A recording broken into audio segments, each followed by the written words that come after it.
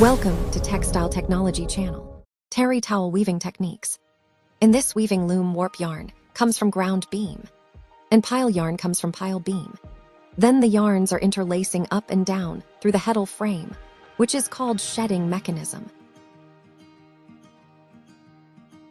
Weft yarns are passes through the shedding is called picking. The reed pushes the newly inserted weft yarn against the previously woven fabric edge to ensure density, which is called beat-up mechanism. Cloth roller wound the gray terry towel after beat-up mechanism. By this weaving mechanism, continuously terry towels are made in weaving factory.